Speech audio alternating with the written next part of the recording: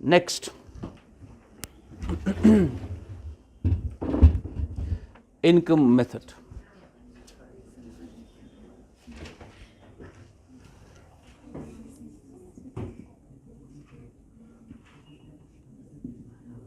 Income method,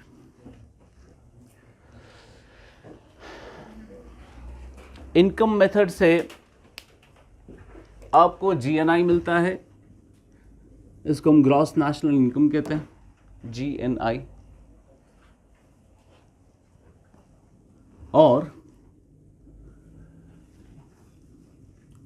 इसको 2 minute के लिए ऐसे रखो, ठीक है। अब मैं डर रहा हूँ कुछ लिखने से, इसको अभी हम फिल इन द ब्लैंक्स करेंगे, अभी आप खुद बोलोगे उधर क्या आएगा। अब इनकम मेथड, इसको हम इनकम मेथड को शॉर्ट में WIPR भी बोलते हैं, WIPR।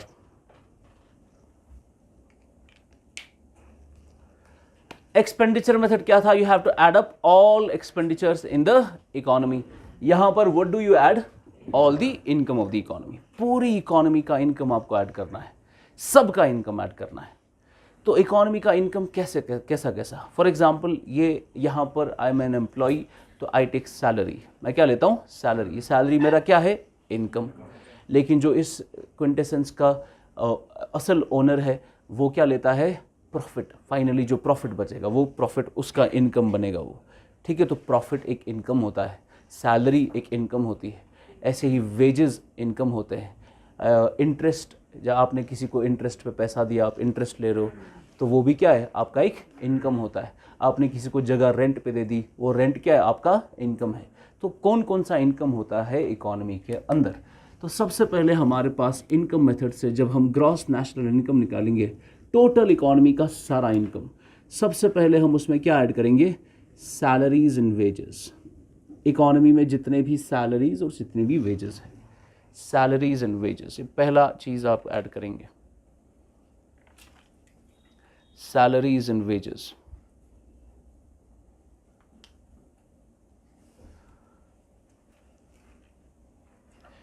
सेकेंड है इंटरेस्ट,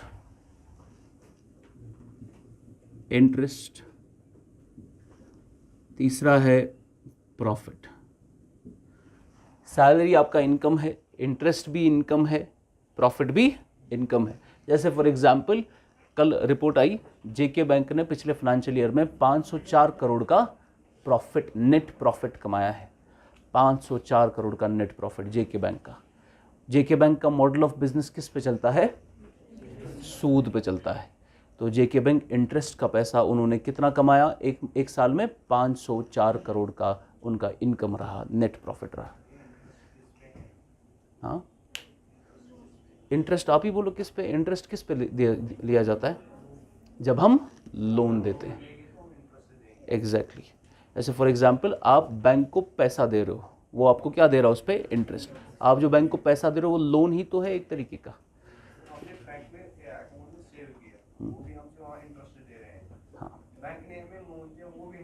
हाँ, तो वो जो हम इंटरेस्ट दे रहे हैं, जो हम इंटरेस्ट दे रहे हैं वो बैंक का इनकम है, जो बैंक हमें इंटरेस्ट दे रहा है वो हमारा इनकम है। तो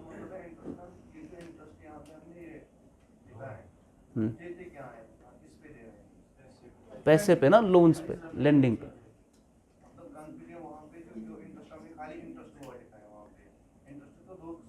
कौन कौन से किस्म, जो दे रहा है और जो ले रहा है, वो दोनों किस पे दिया और लिया।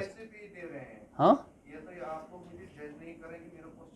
नहीं, आप मैं करूँगा ना, बाकी छोड़ो, आप क्वेश्चन पूछो। हाँ वहाँ पे हमने इंटरेस्ट लिखा है, इंटरेस्ट हम पैसे पे ही दे रहे हैं, ये हमें भी पता है। लेकिन जो हमने इंटरेस्ट वहाँ पे लिखा है, इंटरेस्ट किस पे हम दे रहे हैं वहाँ, तो इस पर बोल रहे हैं यहाँ पे कौन सा इंटरेस्ट आप बता रहे हैं। मेरी जान मेरी बात सुनो। आप इंटरेस्ट, आप ऐसा, ये सवाल है आपका कि फॉर एग्जांपल हम अगर किसी को लोन दे रहे हैं तो उस पर बैंक हमें रेट ऑफ इंटरेस्ट दे रहा है, हम अगर बैंक में डिपॉजिट कर रहे हैं बैंक हमें इंटरेस्ट देगा। बैंक किसी को लोन देगा तो वो बंदा उसको इंटरेस्ट देगा। आप ये बोल रहे हैं कि कौन सा इंटरेस्ट आप यहाँ लगा रहे हो, यही सवाल है आपका। दोनों केसेस में ये लोन ही है जिस पर इंटरेस्ट लिया जाता है। तो आप जब बैंक को पैसा देते हो ना, वो लोन होता है जिस पर बैंक आपको इंटरेस्ट देता है। बैंक जब किसी को पैसा देता है वो भी लोन होता है जिस पर बैंक इंटरेस्ट लेता है। ये इंटरेस्ट है लोन पर, चाहे आप दो, बैंक दे, कोई भी दे, ये लोन का इंटरेस्ट होता है। ठीक है, थोड़ा इस पर गौर करो, सब क्लियर हो जाएगा। तो ये आपका एक इनकम, इंटरेस्ट भी आपका इनकम, प्रॉफिट भी आपका इनकम, और क्या है आपका इनकम? रेंट। रेंट भी आपका इनकम रहता है, रेंट। ये क्या आपके 4 फैक्टर इनकम्स। क्या है? 4 फैक्टर इनकम्स। याद है आपको जीन्स की प्रोडक्शन के लिए क्या 4 चीजें चाहिए? Land, labour, capital and entrepreneur. इनको हम कहते हैं factors of production, land, labour, capital, entrepreneur. फिर ये चारों चीजें क्या ले जाते हैं? लैंड ले जाता है रेंट, लेबर ले जाता है सैलरीज, कैपिटल ले जाता है इंटरेस्ट ऑन कैपिटल, चाहे कोई भी दे, उसके बाद एंटरप्रेन्योर ले जाता है प्रॉफिट। यही 4 चीजें हैं जिससे प्रोडक्शन होती है डोमेस्टिक टेरिटरी में, और यही प्रोडक्शन में फैक्टर्स ऑफ प्रोडक्शन जो इनकम लेंगे उनको हम फैक्टर इनकम कहते हैं। क्या कहते हैं? यही है टोटल इनकम पूरे नेशन का, salaries and wages, interest, profits and rent. वहाँ पर एक काम किया था हमने, जब हमने सारे फैक्टर इनकम्स को ऐड किया, हमें कौन सा कॉस्ट मिला था? Factor cost. तो सारे इनकम ऐड करके आपको कौन सा जीडीपी मिलेगा? GDP at factor cost. तो ना फिक्रे, सारे इनकम ऐड करके you get GDP at factor cost. समझा? अब यहां पर एक 5वां इनकम भी है जिसको हम कहते हैं, ये ऐसा इनकम है जिसको आप यहां पर कैटेगराइज नहीं कर सकते, जिसको आप नहीं बोल सकते कि ये इसका जो इस बंदे का जो इनकम है वो उसका सैलरी है, वो उसका इंटरेस्ट है। जहां पर बड़ा मुश्किल हो जाता है कि ये बंदा 1 लाख रुपए कमा रहा है, ये कहां से कमा रहा है, क्या इसका रेंट है, प्रॉफिट है, इंटरेस्ट है, सैलरी है, ये मुश्किल हो जाता है क्लासीफाई करना। तो फॉर एग्जाम्पल मैं आपको एग्जाम्पल देता हूँ बिल्कुल, और this is a true story. This is, ये हमारी लेन है, लेन का पहला ही घर हमारा है, और इस घर के अपोजिट यहाँ पर देर इज़ दिस जो ना रोटियाँ बनाता है, तंदूर की रोटियाँ बनाता है, कांदूर। तो कांदूर है ये, जब आप जाएंगे ये कांदूर जो दुकान है, ये किसका है? ये मुश्ताक का है। किसका? ये मुश्ताक का है। तो मुश्ताक का ये दुकान है, और ये दुकान इसने किसको दिया है? कांदूर को। ये क्या ले रहा है यहाँ से? रेंट ले रहा है, तो इसे रेंट ली। उसके बाद मुश्ताक खुद क्या काम करता है? ये ऑटो चलाता है। क्या चलाता है? ऑटो चलाता है। ये ऑटो चलाता है, लेकिन दिन में 10 बजे से 3 बजे तक, 10 बजे से 3 बजे तक। 10 बजे से पहले ये सुबह 9 बजे सबके घर पे दूध बेचता है, दूध लेकर आता है। इसी ऑटो में क्या लेकर आता है? दूध लेकर आता है। और 9 बजे से पहले सुबह 8 बजे ये अपने ही ऑटो में बच्चों को वहाँ तक ले जाता है, स्कूल में।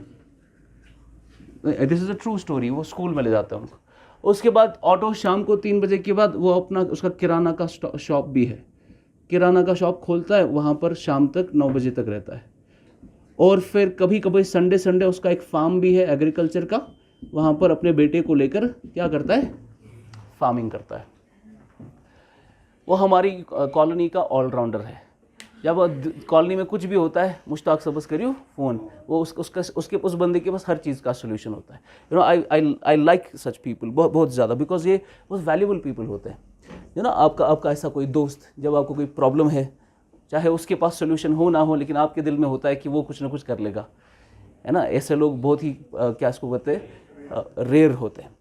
तो ये उनमें से एक इंसान है जो प्रॉब्लम्स लेकर नहीं आता है, जो सोल्यूशन लेकर आता है। यहाँ पर फॉर एग्जांपल, यहाँ पर क्लास में कल को आपको प्रॉब्लम होगी कुछ, जैसे गर्मी ज़्यादा होगी, सो मैं 99% बच्चे क्या करके आएंगे? प्रॉब्लम लेकर आएंगे हमारे पास।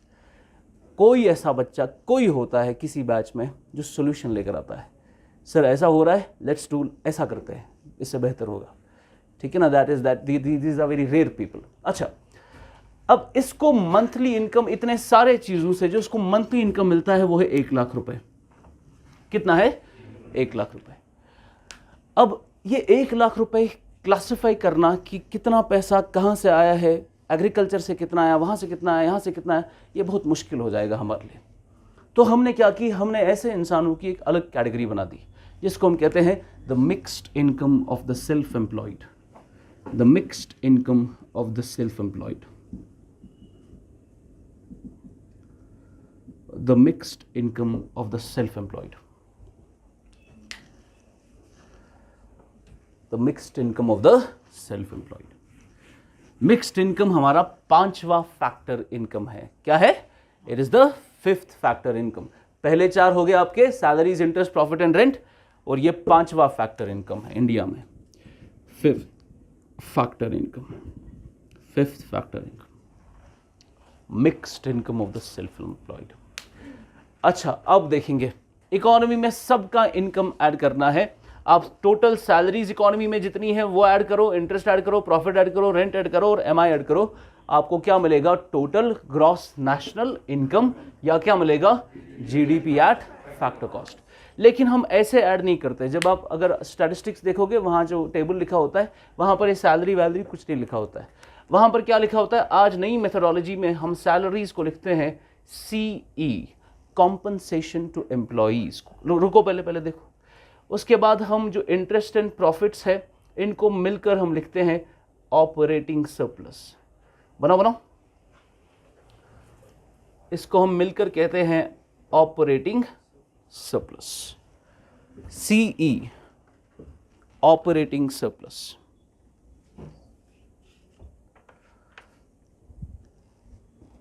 Operating surplus.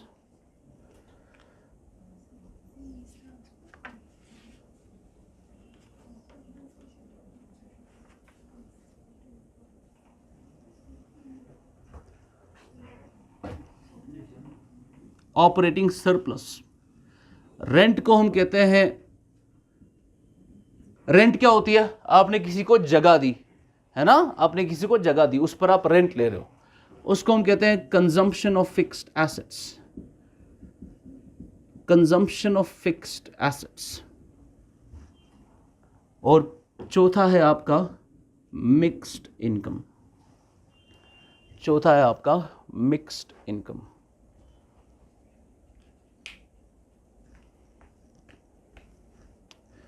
Mixed income,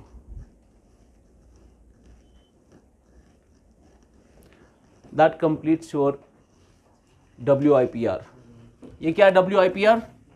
wages, interest, profit और rent. WIPR, wages, interest, profit, rent, plus क्या लगाना है? Mixed income. अब अगर आपको सही में इस फॉर्मूला चाहिए, दैट इज GNI और GDP at factor cost will be equal to compensation to employees plus operating surplus plus consumption of fixed assets plus mixed income। ये हो गया आपका GNI at factor cost। compensation to employees, operating surplus, consumption of fixed assets plus mixed income। तो salaries को हम कहते हैं compensation to employees, interest और प्रॉफिट को हम कहते हैं ऑपरेटिंग सरप्लस, रेंट को कहते हैं consumption of fixed asset, mixed income आपका अलग कैटेगरी है। इन चारों को ऐड करोगे आपको मिलेगा gross national income, total national income economy का, and that income will be GDP at factor cost. जरा आप जल्दी मुझे निकाल के दो GDP एट फैक्टर कॉस्ट से GDP एट मार्केट प्राइस, जो इससे पहले निकाला, जल्दी मुझे निकाल के दो। GDP एट मार्केट प्राइस ऐसे रखो, GDP at market price is equal to GDP at factor cost plus, निकाल के दो, मार्केट प्राइस निकाल के दो फैक्टर कॉस्ट से। हाँ, वही है, करो।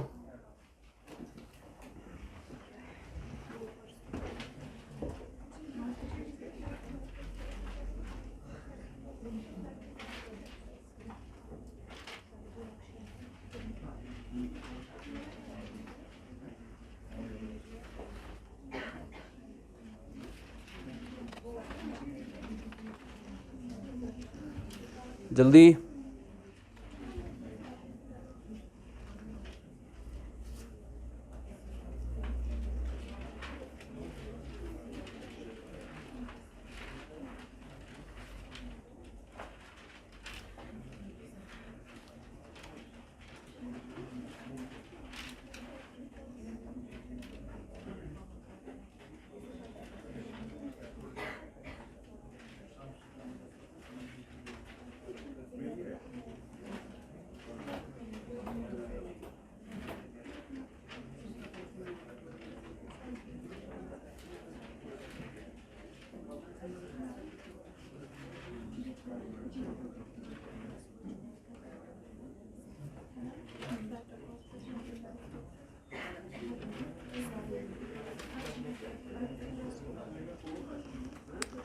हो गया?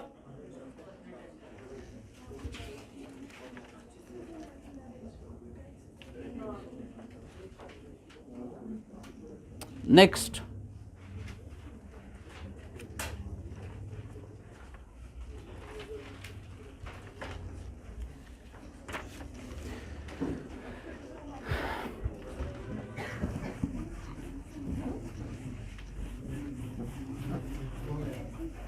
क्या किया?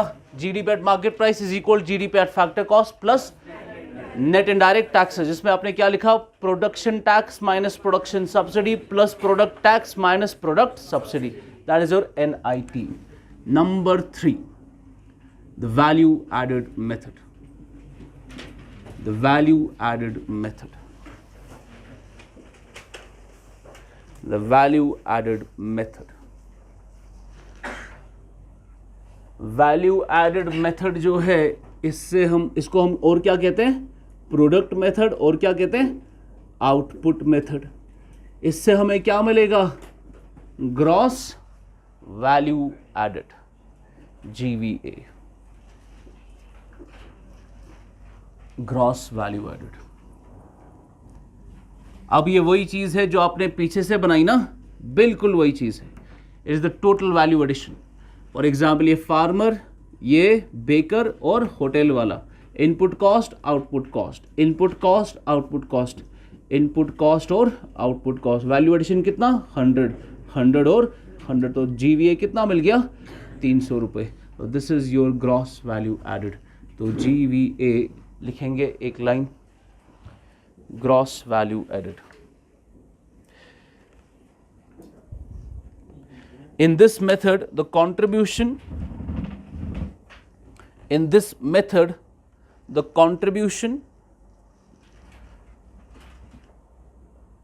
or value added by each enterprise, the contribution or value added by each enterprise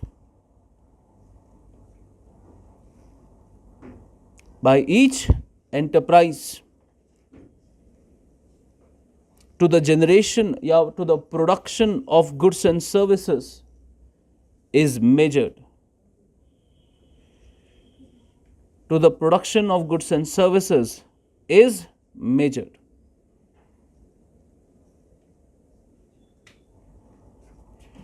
In this method,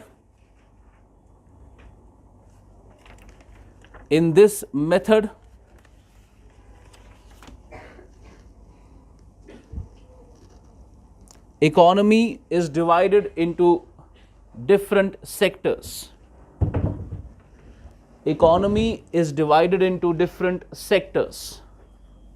जैसे हमने डिवाइड किया ना इधर, फार्मर, बेकर और होटल, वैसे इकोनॉमी में हम डिवाइड करेंगे agriculture, fishing, forestry, manufacturing, mining, सब में फिर वैल्यू एडिशन देखेंगे.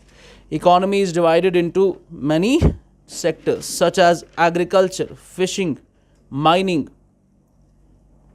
agriculture, fishing, mining, construction, manufacturing, trade and commerce, transport and communication, etc.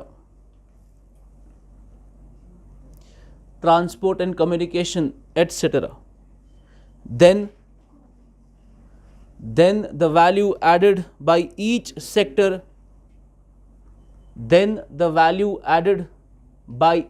sector is estimated. Then the value added by each sector is estimated by the concept of GVA. By the concept of GVA.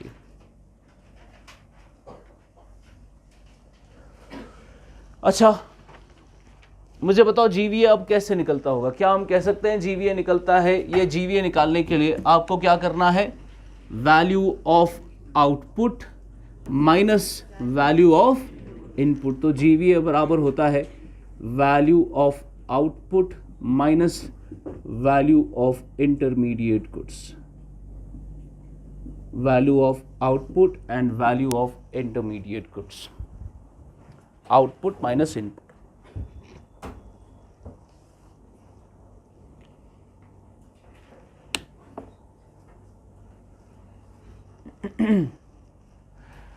अब ये करने का क्या फायदा है, अलग अलग sectors में डिवाइड करने का क्या फायदा है? हम क्यों ना सीधे एक्सपेंडिचर मेथड से निकाले जीडीपी या इनकम मेथड से निकाले जीडीपी?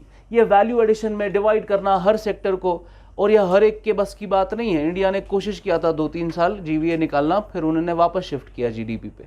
तो जीवीए निकालना इतना हमारे लिए ज़रूरी क्यों है? ज़रूरी इसलिए है बिकॉज आप इकोनॉमी में डिवाइड करते हो हर अलग अलग सेक्टर पे, और फिर आपको पता चलता है हर सेक्टर का क्या वैल्यू एडिशन हुआ है इकोनॉमी में।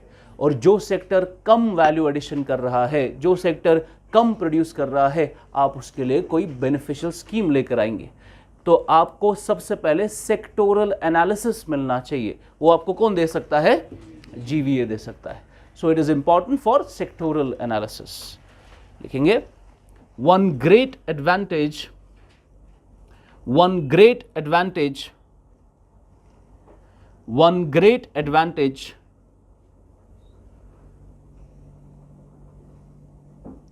of this method is that it reveals the relative importance. It reveals the relative importance of different sectors of the economy.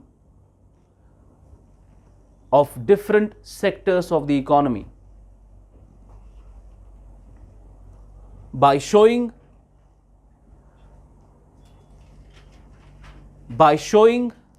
their respective contribution to the national income. By showing their respective contribution to the national income.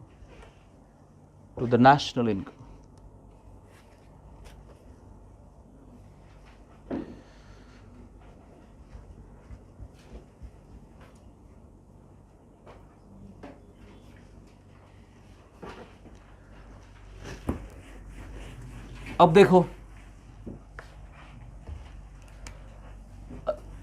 GVA क्या मैं कह सकता हूं, इसमें हम value addition देखते हैं। Producer जो है अलग अलग सेक्टर में, प्रोड्यूसर कितना वैल्यू एडिशन कर रहा है, यही देखते हैं ना। और क्या मैं कह सकता हूं, GVA looks at the national income from the producer side, कह सकते हैं। सो लिखेंगे next point, GVA looks at the national income from the producer side. Looks at the national income from the producer's side. और वो expenditure method वाला GDP looks at national income from the consumer side, because वो expenditure देखता है consumer कितना करता है। वो लिख सकते हैं आप, expenditure method arrives eight national income from the consumer side.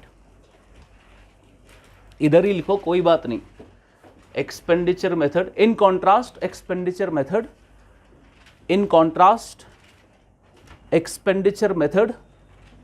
arrives at national income from the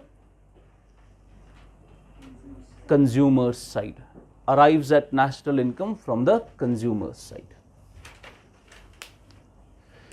शाबाश, मुझे बताओ प्रोड्यूसर साइड का कौन सा वाला प्राइस होता है? अच्छे से बताओ, अच्छे से देखो।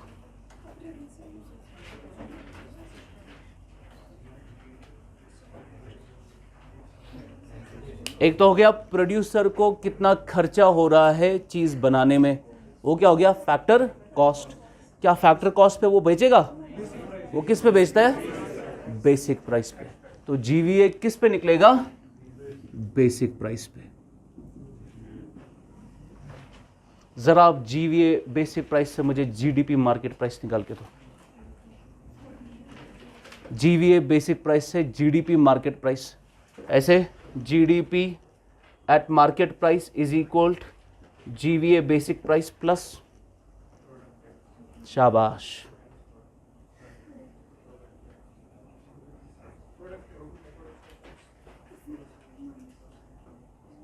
मार्केट प्राइस से बेसिक प्राइस से मार्केट प्राइस निकालना है।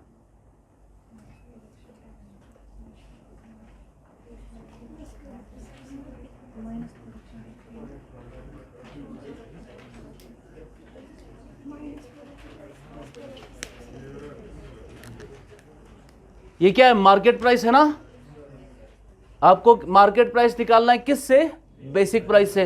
ये जीवीए बोलो जीडीपी बोलो कोई फर्क नहीं पड़ेगा, फर्क पड़ता है प्राइसेस का। ये बेसिक प्राइस है, ये क्या है, मार्केट प्राइस। तो बेसिक प्राइस को क्या ऐड करेंगे कि मार्केट प्राइस निकलेगा, प्रोडक्ट टैक्स ऐड करेंगे और क्या करेंगे, माइनस प्रोडक्ट सब्सिडी, तो हमें मार्केट प्राइस निकलता है। तो GDP at market price, GVA eight basic price से ऐसे निकाला जाता है, GVA eight basic price plus product tax minus product subsidy. आया समझ? ओके, नाउ अनदर पॉइंट, जब भी आप डेटा देखते हो, जब भी आप डेटा देखते हो, मैंने आपको क्या बोला, चाहे आप इनकम से निकालो, चाहे आप वैल्यू एडिशन से निकालो, चाहे आप एक्सपेंडिचर से निकालो, तीनों में वैल्यू क्या आना चाहिए, बराबर आना चाहिए। लेकिन फर्क इसलिए हो रहा है, फर्क हम प्लस माइनस क्यों करना पड़ता है, बिकॉज हम अलग अलग प्राइसेस पे इसको लेते हैं। तो एक्सपेंडिचर मेथड पर हमें किस प्राइस पे मिलता है, मार्केट प्राइस। इनकम से हमें किस प्राइस पे मिलता है, फैक्टर कॉस्ट। और ये किस प्राइस पे मिलता है, बेसिक प्राइस। इसीलिए हमें इसमें कुछ एडिशन और सब्ट्रैक्शन करना पड़ता है। ठीक है, इतना क्लियर है? तो 2 सेकंड के लिए मान ले, एडिशन सब्ट्रैक्शन सब कुछ करने के बाद ये आपका बराबर होना चाहिए। तो वैल्यू एडिशन, खासकर वैल्यू एडिशन जो प्रोड्यूसर साइड का है और एक्सपेंडिचर मेथड जो कंज्यूमर साइड का है, ये कभी बराबर नहीं होता है।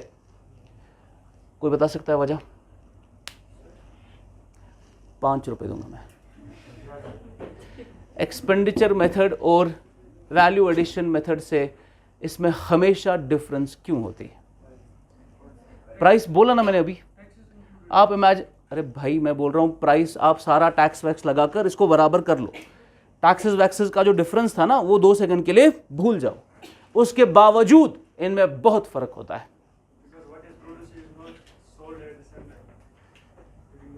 What is produced, if it is not sold, then it is an inventory, which is an investment expenditure. What else?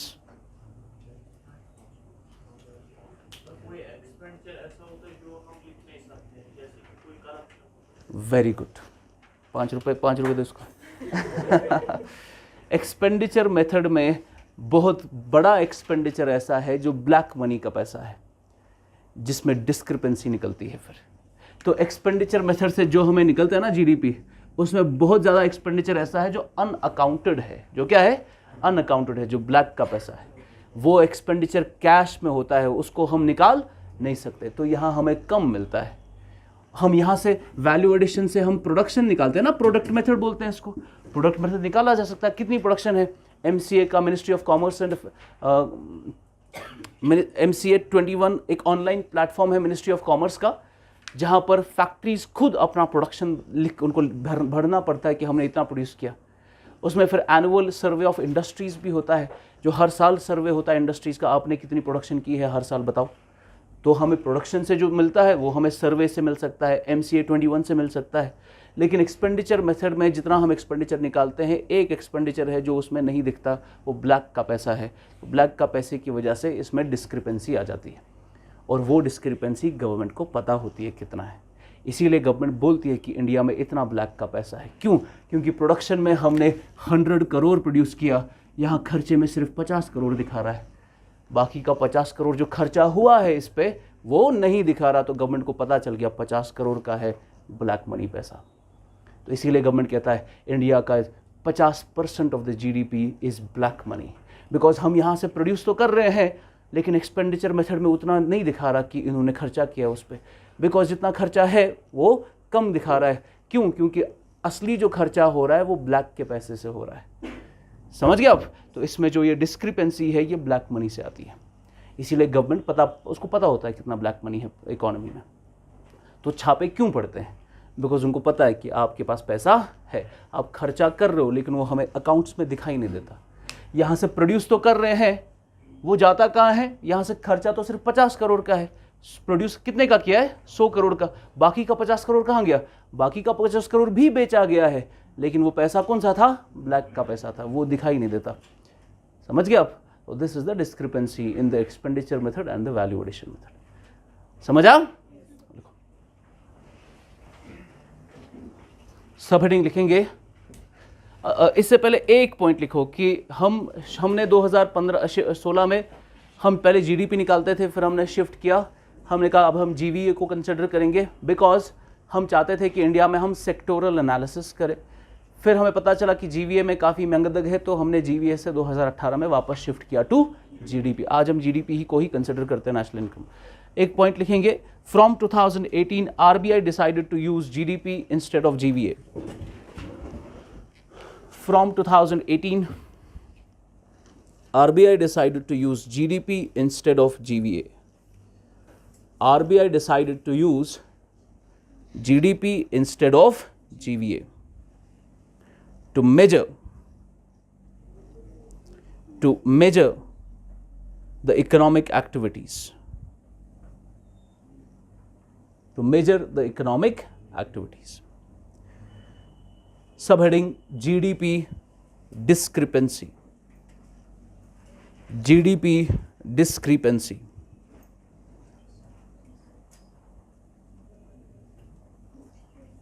Discrepancy. DISCREPANCY. Discrepancy. Theoretically, GDP calculated by product method. Theoretically, GDP calculated by product method should be equal to GDP by expenditure method. Should be equal to GDP by expenditure method. But in reality, it is not equal.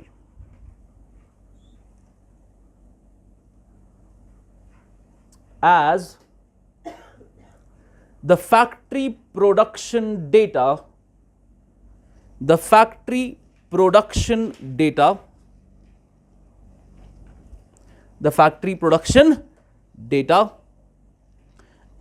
systematically captured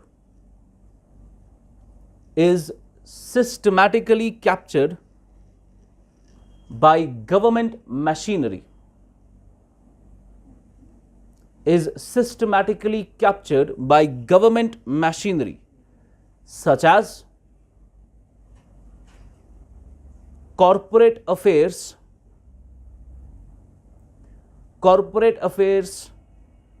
MCA 21 portal, corporate affairs MCA 21 portal, and NSO's annual survey of industries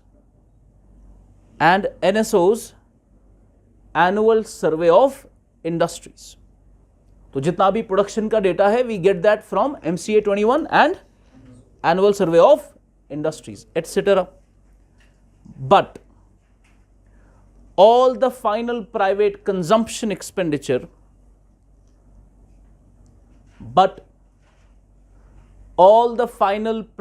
consumption expenditure, may not be captured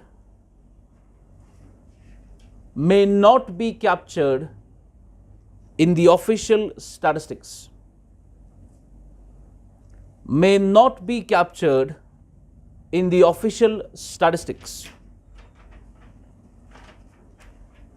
due to unreported transactions.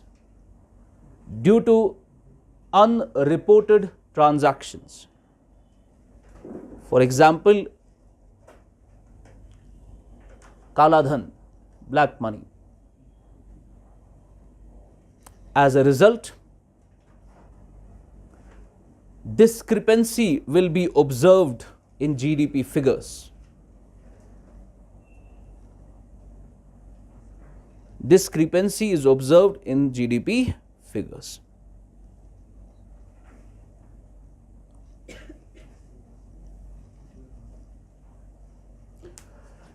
अब बताइए, GDP will be, discrepancy will be observed in GDP figures. तो दोनों में से अब बेहतर कौन सा है GDP निकालने का तरीका? प्रोडक्ट मेथड या एक्सपेंडिचर मेथड?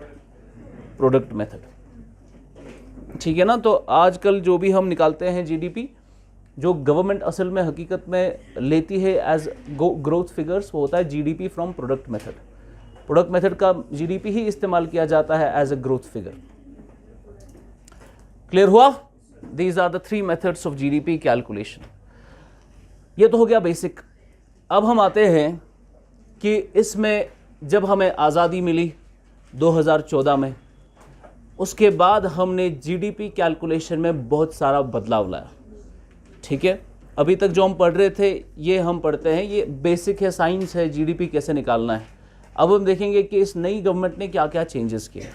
तो सब heading revised methodology of GDP calculation, revised methodology of GDP calculation.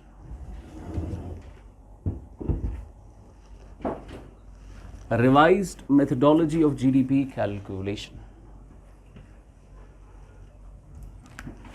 Revision. Revision कब होता है? 2015 में, 2015.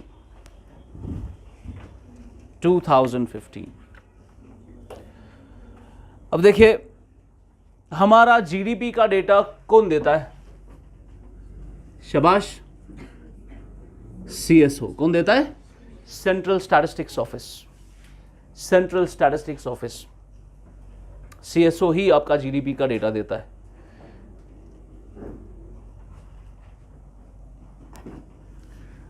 लेकिन रिसेंटली 2019 में हमने CSO को कंबाइन किया NSSO के साथ और मिलकर हमने बनाया NSO, नेशनल स्टैटिस्टिकल ऑफिस। ये हुआ 2019 में। और ये NSO कौन सी मिनिस्ट्री में आता है? Ministry of agriculture.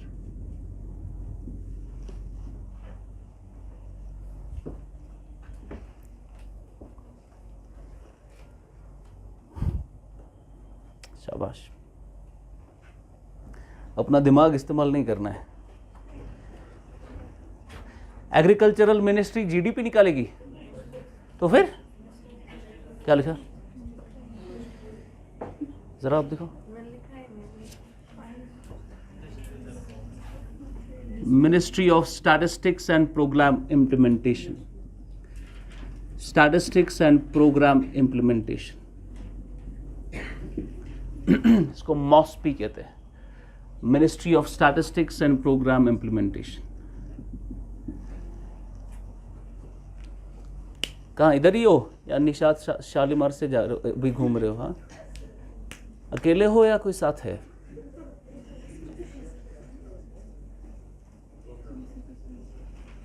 Ministry of statistics and programme implementation, MOSPI। अच्छा, तो CSO का काम क्या है? CSO का काम है डेटा निकालना। किसका डेटा? GDP का, इन्फ्लेशन का, इंडेक्स ऑफ इंडस्ट्रियल प्रमोशन का, अलग अलग जो इकोनॉमी के क्रूशियल डेटा होते हैं वो कौन देता है? Central statistics office. NSSO क्या देता है? इस नेशनल सैंपल सर्वे ऑर्गेनाइजेशन, ये सर्वे करता है, हेल्थ का सर्वे, एजुकेशन का सर्वे, बड़े बड़े जो सर्वे होता है 5-5 साल में एक बड़ा बड़ा सर्वे करता है, एजुकेशन का सर्वे, हेल्थ का सर्वे वगैरह वगैरह। इन दोनों को मिलाकर हमने क्या बनाया? NSO। और NSO किस मिनिस्ट्री में आता है? Ministry of statistics and programme implementation. तो GDP फिगर्स हमें कौन देता था 2015 में? आज भी CSO ही देता है, लेकिन अंडर NSO, ठीक है ना। ये अभी NSO के अंडर आता है। तो ठीक है, रिवीजन में ये तो हो गया सेंटर का GDP।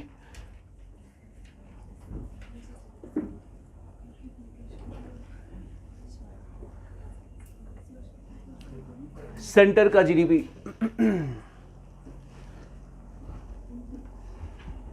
एक सेकेंड,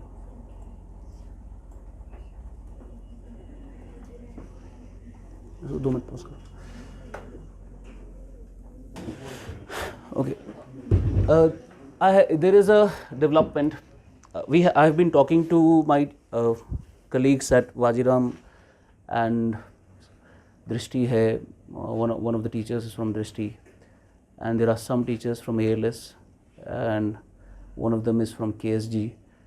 तो बड़े बड़े टीचर्स हैं जिनके साथ हम ऑप्शनल करवा रहे हैं आपका, ठीक है, जो दिल्ली के बहुत बड़े टीचर हैं, पर वो फिज़िकली यहाँ नहीं आ सकते, ठीक है ना. So we have a collaboration with these few institutions for optionals only, सिर्फ ऑप्शनल के लिए. So this was Shabir sir जो ज्योग्राफी का ऑप्शनल लेना चाहते हैं. तो अगर किसी का ज्योग्राफी का ऑप्शनल है जो शबीर सर से पढ़ना चाहते हैं, शबीर सर पता है, तो we can get you in touch with them. That will be through Quintessence only. आप थ्रू क्विंटेसेंस हमारे स्टूडेंट्स बन के उनके पास पढ़ सकते हैं. And we have a formal association with them now. Not only geography, there are few more optionals. 5 थे initially. We are trying to up level it to 7 optionals. जिसमें आपके main optional होगा geography, history, political science, sociology, anthropology, history, maybe public administration भी होगा. Total 7 optionals होंगे. By the next week we'll get the list of all the faculties जो भी आपका optionals देंगे. फिर लेट्स सी कि आपका किस किस का क्या क्या ऑप्शनल है. सो दैट विल, बिकॉज ये बड़े टीचर है, डोंट एक्सपेक्ट कि वो आधा अठन्नी भी कम नहीं करते हैं, ठीक है ना. तो जो उनका प्राइस होता है that will be it. But ऐसा है कि they are the world class faculties for these optionals only. अब हम यहाँ ऑप्शनल शुरू कर लेते हैं लोकल टीचर्स के साथ. पर पूरे जम्मू कश्मीर में, ये मेरी बात लिख के लेना, ऑप्शनल का कोई अच्छा टीचर नहीं है, कोई अच्छा टीचर नहीं. So optional is one of the subjects जो आपको पढ़ना है, जिसके लिए अगर आपको डबल पैसा भी खर्च करना पड़े, बहुत अच्छे टीचर से पढ़ना है. ऑप्शनल मेक और ब्रेक कर लेता है इस एग्ज़ाम में, ठीक है. I have suffered it. मेरा पहला मेंस मैंने इकोनॉमिक्स में दिया था ऑप्शनल में, और मेरी बैंड बज गई उसमें, ठीक है. फिर I shifted to another optional, then to another. I have given 3 mains 3 optionals, तीन ऑप्शनल रखे मैंने, because I was too young to even understand कि भाई एक तो अटेम्प्ट बचाने होते हैं, सेकेंडली फिर आपको पता होना चाहिए कि ऑप्शनल अच्छा कौन है. हम बहुत बार क्या कर लेते हैं, अपनी जवानी के जोश में कुछ गलत डिसीजंस कर लेते हैं. तो I was recommended by Sanjeev Verma sir कि don't go for economics optional if you don't have the background, क्योंकि बिकॉज उस वक्त में I don't had no background in economics. मैंने कहा, मुझे अच्छा लगा, मैंने कहा मैं ले लूँगा. मैंने बहुत पढ़ा इकोनॉमिक्स के लिए, बट ऑप्शनल के लिए you need to have very depth understanding जो होनी चाहिए. आज जो मेरी अंडरस्टैंडिंग है वो 5 साल पहले नहीं थी इकोनॉमिक्स की, ठीक है ना. तो ऑप्शनल्स बहुत अच्छे से चूज़ करना है और बहुत अच्छे टीचर्स के पास पढ़ना है. So it will be a live interactive session, live classes होंगे आपके, जिसको भी ज्वाइन करना है ऑप्शनल्स के लिए. So this is our model for it. यहाँ ऑप्शनल हम नहीं करेंगे, बिकॉज कोई करने का फ़ायदा भी नहीं है जब तक क्वालिटी मेंटेन नहीं होगी फिर. सो वो आप वहाँ से बाहर से करवा सकते हैं.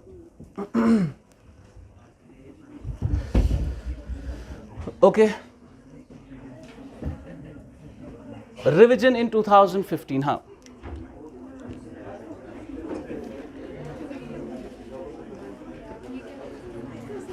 जैसे हमें सेंटर का जीडीपी कौन देता है, सीएसओ, वैसे ही हर स्टेट में अपना स्टेट जीडीपी भी निकाला जाता है.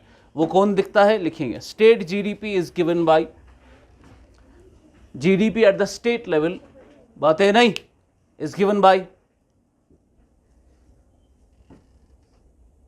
is given by state directorates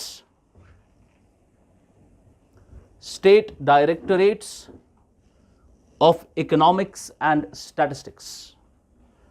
State directorates of economics and statistics. Of economics and statistics. चलो ठीक है, ये हो गया थोड़ा बेसिक. अब रिवीजन क्या हुआ 2015 में. तो 2015 में जैसे ही नई गवर्नमेंट आई, 2014 में नई गवर्नमेंट क्या बोलकर आई थी, उस वक्त प्रशांत किशोर ने पूरा वो कैंपेन उनका चलाया.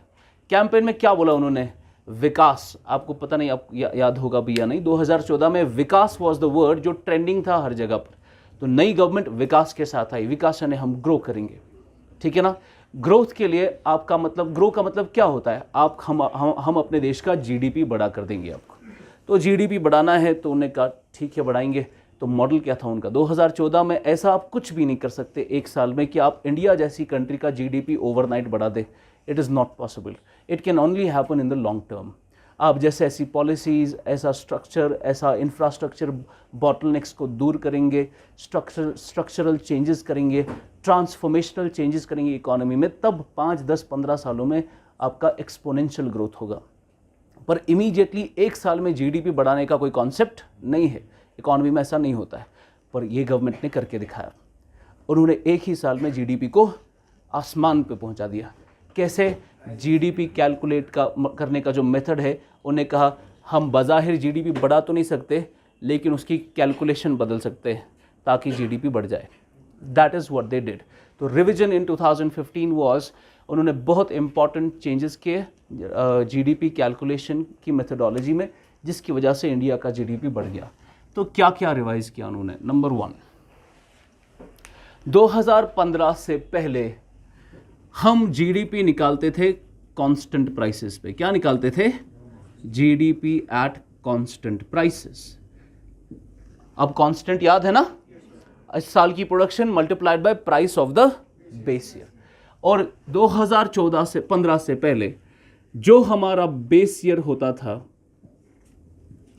वो होता था 2004-05। क्या होता था?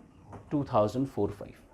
तो गवर्नमेंट आई, गवर्नमेंट ने कहा हम आपका बेस ईयर बदल रहे हैं, आपका नया बेस ईयर होगा 2011-12, that will be the new base year. तो पहला ही काम गवर्नमेंट ने क्या किया, उसने कहा हम जीडीपी एट कांस्टेंट ही निकालेंगे, लेकिन उन्होंने बेस ईयर शिफ्ट किया फ्रॉम 4-5 टू 11-12। अब जरा देखो, सपोज मेरी प्रोडक्शन है 100, मैं कितने यूनिट्स प्रोड्यूस कर रहा हूं? 100।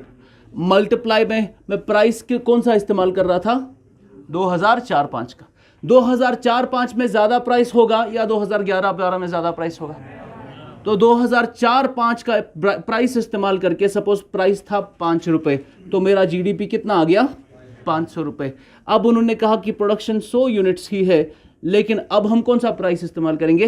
11-12 का। 11-12 तक प्राइस बढ़ गया था, तो प्राइस हो गया 10 रुपए, जीडीपी बढ़ गया 1000। तो बेस ईयर जैसे ही शिफ्ट होता है जीडीपी बढ़ जाता है। समझ गया? बिकॉज आप पहले किसके प्राइसेस के साथ मल्टीप्लाई कर रहे थे? 2004-05। आज आप कर रहे हो 11-12 के साथ। बेस ईयर शिफ्ट की वजह से, shifting of the base year inflates the GDP, GDP बढ़ जाता है। तो आज भी हम जीडीपी एट कांस्टेंट ही ले रहे हैं, पर हमने बेस ईयर क्या किया है? शिफ्ट किया है। अब आप सोच रहे होंगे सर ये 11-12 ही क्यों? बेस ईयर रिकॉग्नाइज करने का, बेस ईयर सिलेक्ट करने का क्राइटेरिया क्या है? इसका वन शॉट सोल्यूशन है, क्राइटेरिया कुछ भी नहीं है। जो गवर्नमेंट को पसंद है वो बेस ईयर वो उठा सकती है, जो उनके लिए कन्वीनियंट होगा। लेकिन economist try to make things around very formal. तो इकोनॉमिस्ट कहते हैं बेस ईयर कौन सा होना चाहिए? वो कहते हैं बेस ईयर वो होना चाहिए जो एक नॉर्मल ईयर हो। क्या हो? एक नॉर्मल ईयर हो। बेस ईयर एक नॉर्मल ईयर होना चाहिए। नॉर्मल ईयर का मतलब कोविड जैसा ईयर नहीं होना चाहिए, ये एक्स्ट्रा ऑर्डिनरी ईयर था। तो ऐसा ईयर जो नॉर्मल हो। इस नॉर्मल ईयर में क्या होना चाहिए? इस नॉर्मल ईयर में स्टेबल प्राइसेस होनी चाहिए। क्या होनी चाहिए? स्टेबल प्राइसेस होनी चाहिए। Prices have to be stable. ऐसा नहीं कि ऐसी महंगाई जो आज हो रही है, ये आज का साल नॉर्मल ईयर नहीं है, बिकॉज महंगाई बहुत ज़्यादा है। तो it has to be a normal year, it has to be a stable year. उसके अलावा बेस ईयर में what is it that it should be? Base year has to be as close to the current year as possible, as close to the current year as possible। जितना नजदीक होगा current year के उतना बेहतर है। as close to the current year as possible। कोई सवाल है? यस, आते हैं उसमें। as close to the current year as possible। तो 2015 में चेंज हो रही है ना। 15 के नजदीक कौन सा साल था? ये या ये? 2011-12। तो उन्होंने कहा कि हमें नज़दीक का बेस ईयर रखना चाहिए। कोई बोल सकता है नज़दीक का बेस ईयर क्यों रखना चाहिए?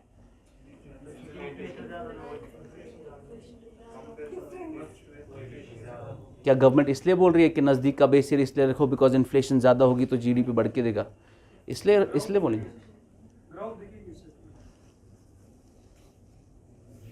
Why do we need a base year which is close to the current year as possible?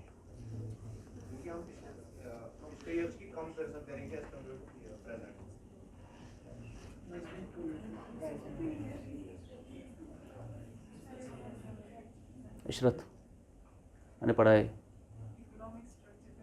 Very good. Base year has to be as close to the current year as possible because जो पुराना base year है 2004-5 का, उस वक्त जो prices थे they are not they are not symbolic of the price what is happening right now. अगर आपको ये देखना है कि आज इकोनॉमी में क्या स्ट्रक्चरल चेंजेस आई है, क्या बदलाव आया है इकोनॉमी में, तो आपको बेस ईयर नज़दीक रखना है। पुराना बेस ईयर रखने से कोई फ़ायदा नहीं है बिकॉज उस साल के प्राइसेस हमारे लिए वो प्राइसेस हमारे लिए रेलिवेंट प्राइसेस नहीं है। तो जितना आपका नज़दीक होगा वो इकोनॉमी की स्ट्रक्चरल चेंजेस कैप्चर करेगा। क्या करेगा?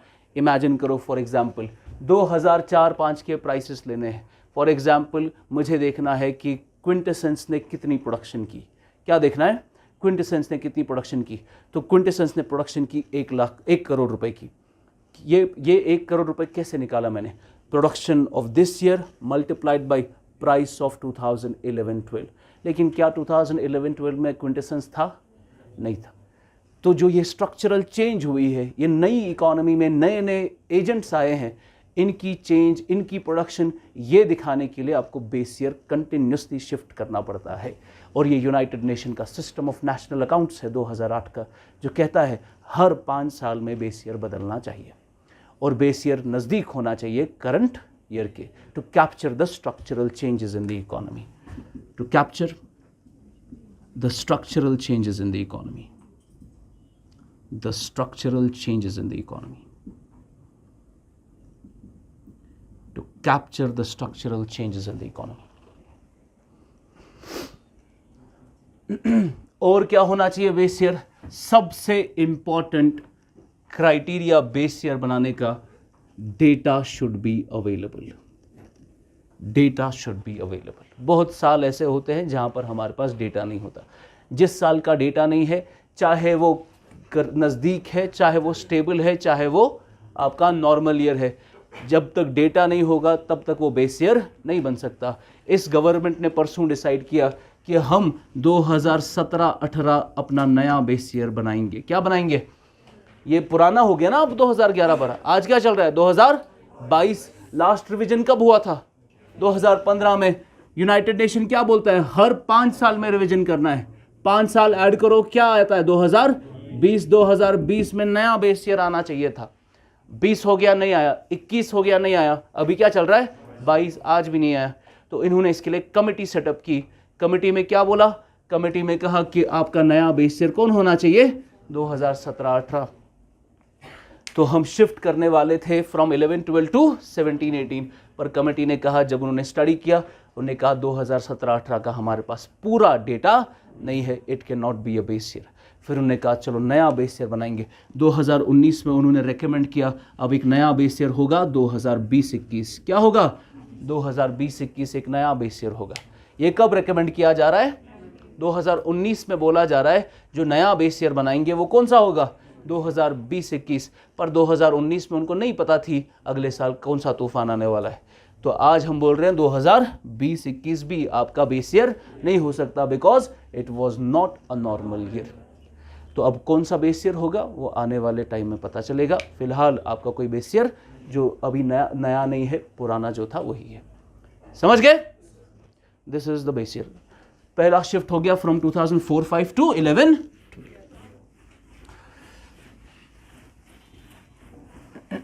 तो जिस साल आप एग्जाम देने जाओगे ना 2030-40 में, उधर देख लेना बेस ईयर कौन सा है उसको, ठीक है। सेकेंड चेंज क्या हुई? सेकेंड चेंज ये हुई, उन्होंने कहा कि हम जीडीपी जो निकालते थे 2015 से पहले, हम निकालते थे जीडीपी एट फैक्टर कॉस्ट। इसको शिफ्ट किया जा रहा है और अब हम जीडीपी किस पे निकालते हैं? GDP at market price. पहले फैक्टर कॉस्ट पे होता था, आज मार्केट प्राइस पे निकलता है। जब आप जीडीपी एट मार्केट प्राइस निकालते हो, क्या उसमें टैक्सेस इंक्लूडेड होते हैं? यस। तो क्या जीडीपी ज्यादा दिखाएगा? तो विकास होगा? विकास हुआ इधर। तीसरा, हम जीवीए निकालते थे फैक्टर कॉस्ट पे, उसको भी शिफ्ट किया गया जीवीए एट बेसिक प्राइस, जैसे कि ऑलरेडी मैंने आपको बताया। तो GVA which was initially calculated at factor cost has now been shifted to basic prices. This was the shift that was done in 2015. समझ आ? Okay.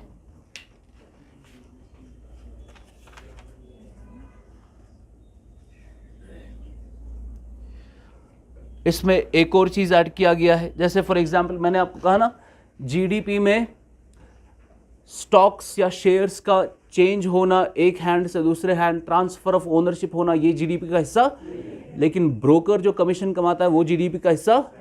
तो इनिशियली 2015 से पहले हम वो भी नहीं लेते थे, हमने फाइनेंशियल सेक्टर को जीडीपी से बाहर रखा था।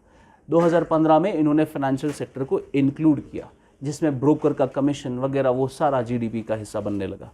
चौथा point, financial sector including stockbrokers,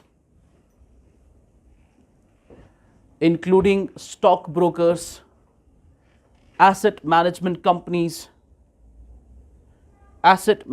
companies are now included in GDP.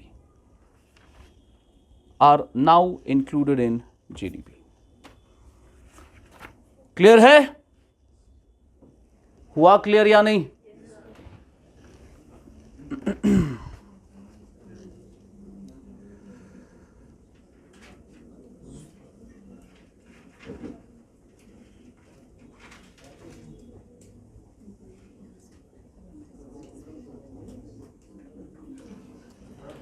Question लिखो। explain the difference between the computing methodology. Explain the difference between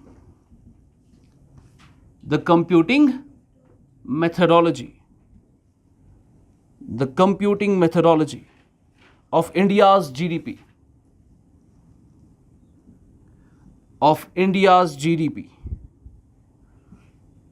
before 2015